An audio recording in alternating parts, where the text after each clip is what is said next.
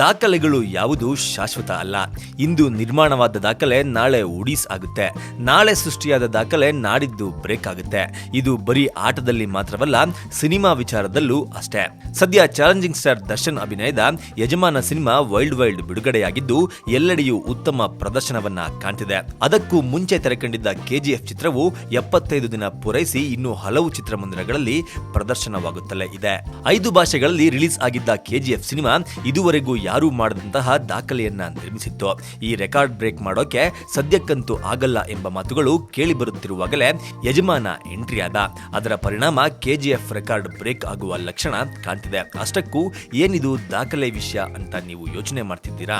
ಯಾವ ದಾಖಲೆ ಅನ್ನೋದನ್ನ ನಾವು ಹೇಳ್ತೀವಿ. ಕನ್ನಡದಲ್ಲಿ ಅತಿ ಹೆಚ್ಚು ವೀಕ್ಷಣೆ ಕಂಡ ಟ್ರೇಲರ್ ಎಂಬ ಹೆಗ್ಗಳಿಕೆಗೆ ಪಾತ್ರವಾಗಿದೆ ರಾಕಿಂಗ್ ಸ್ಟಾರ್ ಯಶ್ ಅಭಿನಯದ ಕೆಜಿಎಫ್ ಚಾಪ್ಟರ್ 1 ಟ್ರೇಲರ್.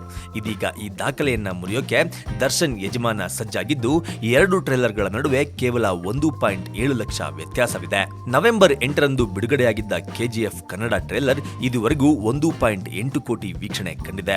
ಇದು ಕನ್ನಡದ ಮಟ್ಟಿಗೆ ಮೊದಲ ಸ್ಥಾನದಲ್ಲಿದೆ. ಕೆಜಿಎಫ್ ಬಿಟ್ಟರೆ ಈ ಮಟ್ಟಕ್ಕೆ ಯಾವ ಟ್ರೇಲರ್ ಕೂಡ ಯಶಸ್ಸನ್ನ ಕಂಡಿರಲಿಲ್ಲ.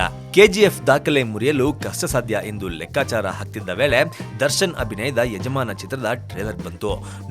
ನೋಡುತ್ತಿದ್ದಂತೆಯೇ ಕೆಜಿಎಫ್ ಸನಿಹಕ್ಕೆ ಬಂದ ಯಜಮಾನ ಈಗ ಎಸ್ ಟ್ರೇಲರ್ ದಾಖಲೆಯನ್ನ ಅಳಿಸಿ ಹಾಕುವ ಹಾದಿಯಲ್ಲಿದೆ. ಫೆಬ್ರವರಿ 9ರಂದು ರಿಲೀಸ್ ಆಗಿದ್ದ ಯಜಮಾನ ಟ್ರೇಲರ್ ಇಲ್ಲಿಯವರೆಗೂ 1.8 ಕೋಟಿ ವೀಕ್ಷಣೆಯನ್ನ ಕಂಡಿದೆ.